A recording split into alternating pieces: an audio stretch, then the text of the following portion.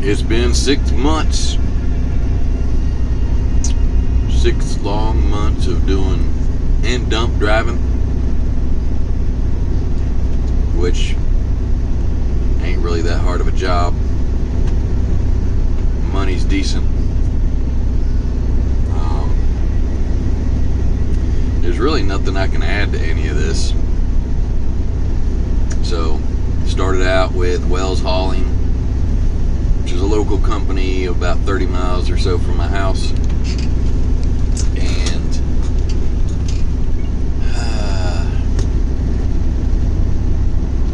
trained on one of their trucks and trailers.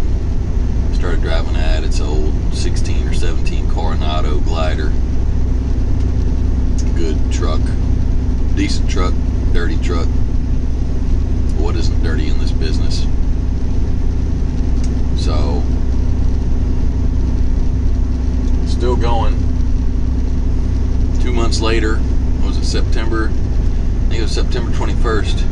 A week or so before that, they told us that they were being bought out by a larger company that has facilities in. They didn't tell us all the details. They just said they were being bought out. And then during the buyout procedure, I didn't get to meet anybody. I had to take my wife to the hospital on a Monday and have some work done. So she wasn't able to drive, or else I would have been there to meet all the owners and everything. All 3 of the owners came down. But they bought us out and put the pay at, instead of being paid by the load, we got paid by the hour now. So the pay is about the same as it would have been when I worked about 60 hours. I would make around $1,600 or so, depending, unless it was a really bad day. This is all gross, and now I'll make about the same on 60. Supposed to work every other weekend. Some Saturdays you don't have to because the sand plant or the rock plant both are closed. Usually one is open, at least one is open. We use the materials they got there and take them to our locations. I haven't worked a Saturday since, I think, Christmas. Everybody's been closed. They were closed for the holidays and closed for, I think they're closed last weekend for fixing the scales because the sand plant was getting a new scale, so you have to weigh in and out, which is normal for the ones they have, the Yana down in Florida. They say it works pretty smooth down there. I don't know how it's going to work up here. These guys up here are nuts.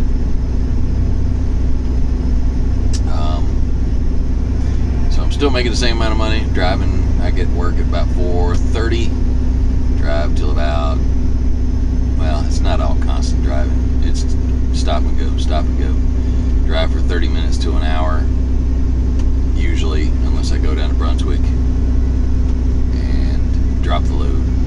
And then drive for 30 minutes to an hour to Deadhead to pick up a load. So average driving, I think, is around 9 to 11 hours. Depending. I mean, if I go to Brunswick, it's mostly driving. If I go the shorter runs, it's about, I don't know, 75% driving out of the 12 hours that I usually work. There are 2 other positions with this company. There's the bulk tanker positions and the mixer positions. Oh yeah, and tandem, which is regular dump truck. I had to end up getting a shorter trailer because the trailer I had, it was a frame trailer. I'm now driving a frameless 26-footer. But the frame trailer I had, there's like a little pocket piece of aluminum that's welded onto the front, and the welds on that were cracked. And that wouldn't have caused anything really, because that's not a massive supportive part of the structure. But the I-beam at the front had a crack in it, and I don't know how deep it was. I don't know how long I'd been driving it like that. Apparently, I don't know how said the guy before me had said that trailer was cracked when it was still with Wells, and he kept on driving it. And I told him once I found that crack, I wasn't driving it no more. It took a while to get that trailer and truck completely clean the way I wanted it, because the girl that drove before me never washed her truck, and it was a nasty truck. But they pay us to wash our trucks, so I'm out there almost every morning washing my truck, unless it's below 50 degrees or 40 degrees, and if it's raining, I don't wash it. Sometimes I come back in the afternoon, but my place, there's multiple park locations. My place is so small that the mixers get in our way, or we get in the way of the mixers when we're trying to wash our truck in the evening, so it's a little hard to do. So yeah, I swapped out trailers. Mine disappeared. It was missing a leg too. The girl that had it before me ran over a pole or something, and the right sand shoe, the whole leg was gone. It's just part of the little piece that connects to it was still there. I mean, the girl that drove this truck is a horrible driver. Well, I took care of that truck. Yeah, you took care of it all right. Dang near totaled it. Demolished everything on it. So 26 foot, well, if you look in the Atlas or online at the bridge laws, 26 foot can't haul 80,000 pounds on the highway. It can only haul a max of, it depends on your spread between your drives and your tandems. I mean, if you look all that stuff up, you can figure it out. If I go by steers to tandems, then I can haul 73. But if I go by drives to tandems, I can only haul like 59.5 or something like that. And that's something y'all need to look out for. If you haul shorter trailers than a 53 footer, you need to check the actual bridge laws for the highways. And it's kind of weird because in Georgia, I'm still allowed to haul raw materials, which is rock, sand, stuff like that, at 80,000 pounds. If you're hauling finished goods, you still can't haul that much weight on the back roads either, which doesn't really make a lot of sense. I mean, you're going to allow me to tear up the roads on the back roads where there'd be less damage on the highways, because you know these bridges are made to take a lot of weight, or they wouldn't be allowing 120, 150, 200,000 pound loads to come down the highway on these oversized loads. It's kind of stupid, but it is what it is. So some days I'll just take back roads because I'm hauling 80, and then on the way back deadheading, I'll take the highways. But this is a ride through Fort Stewart, through Pembroke, and so on. But anyways, what is that? It looks like it's coming up in the town of Pembroke. Anyway, I don't know. I really ain't got much else to say on this whole thing. It's easy work.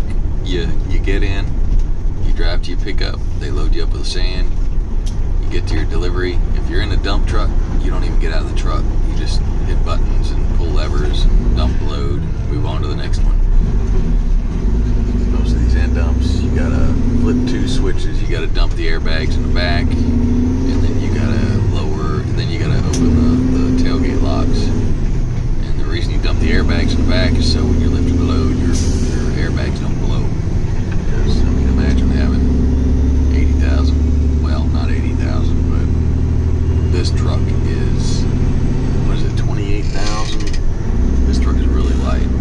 With the trailer, it's only 28.3 or something, 28.5, something like that. I can haul 26 tons, so 52, yeah, it's like right at 28,000.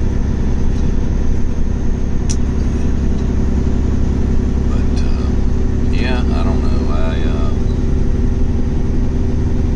I don't really have much else to say. Easy work, very easy work. And personally, if you're doing something that you want to be home for, I would say get an hourly position. I mean, it doesn't have to do something like this, but get something that pays by the hour. Because if you're paid by the mile and you're doing these short runs, you ain't gonna make no money. Because once freight drops off or something, you're just going to be sitting waiting on load. If there's enough people with the company, there's going to be a bunch of y'all sitting waiting on load.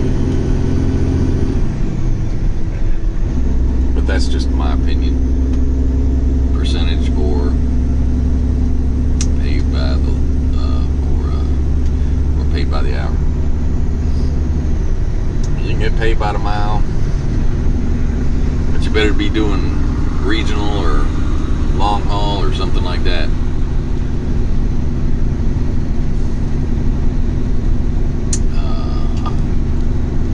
I know I ain't made a lot of videos, ain't really got that much to say. I mean, I made a previous video showing the inside of a sand plant basically, but you know, this job is a kind of a monotonous job. If you like doing the same thing over and over and over, then this won't be a problem. If you want variety, I mean, the variety you get out of this is we take dirt and rock to different locations. I mean, we go to the Hyundai plant. We were doing the Hyundai battery plant area over there. We're doing something over there. I don't know what all the places are that we do stuff at, but whenever we go somewhere, it's like a mini silo that is actually a trailer. They'll haul it there on a it's a trailer, and then they'll lift it up and turn it into a silo, and then they'll have dump bins for rock, sand, and I think more rock. Usually 2 different kinds of rock, I think. And then they'll have a bulk tanker, dry bulk, come up there and fill it up with concrete, and that way they can make everything. Because I mean, they'll do the framework for the walls. Like, you'll see these warehouses popping up, you'll see just the walls up, or one wall up, because that's what they're doing. They'll put the slab down, then they'll do the framework, and then they'll pour the cement concrete into the framework, and then they'll throw those walls up, and you'll see them being held up with 2x4s as support. And I don't know, I haven't watched the whole process because I'm usually in and out of there, and it's such a different switch. I usually get switched to different locations every day. Like today, I'm bringing dirt to our location where I park at. Concrete, sand. I just say dirt because most of y'all that don't do this business are, oh, well, that's dirt. So there's different grades of dirt. There's different grades of rock. But you know, I usually tell people I just haul dirt and rock because that's easier. It's kind of like saying where I live, way out in the middle of nowhere, 40 miles from Savannah. I say I live in Savannah because you know that's just easier. People know where that is. People don't know where my place is. It's all good though.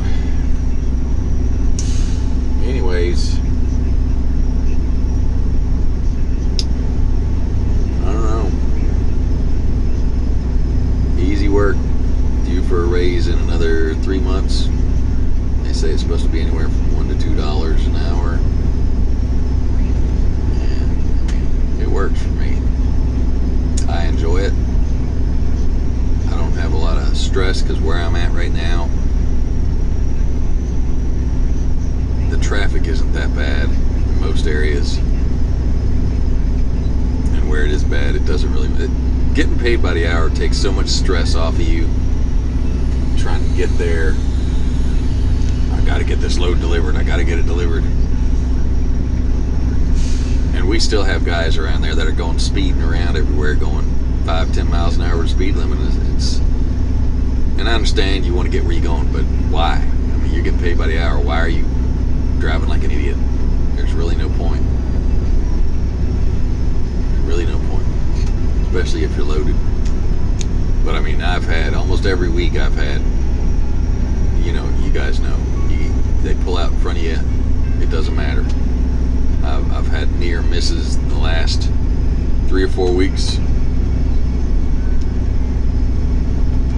And only one of them, I believe I could have avoided way better than what I did. The rest of them is just people doing stupid crap. And the one that I could avoid it was somebody doing stupid crap. I mean, you pull out of a road and stop in the middle of the road with your truck facing diagonally or car facing diagonally in front of me, and you just sit there. So I'm assuming that you're done moving. Next thing you know, they can pull out in front of you the rest of the way. But, you know, it is what it is. It happens. All part of the job. That's why we're, quote, professional drivers, dealing with unprofessional people. Everybody at this company is real nice. And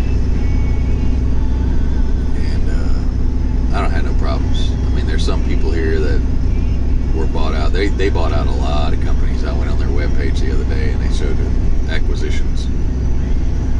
Lots and lots of companies they're buying. I mean, if you work for somebody that has end dumps and mixers and stuff, and you're in the Savannah area, I'm sure they're doing it in Tennessee and Florida and all that. I guarantee you they have asked to buy your company. And if you're getting bought out by somebody, it's probably them. So, yeah. Anyway, I don't know. I got nothing else, y'all. Have a blessed day. Keep the shiny side up, the rubber side down.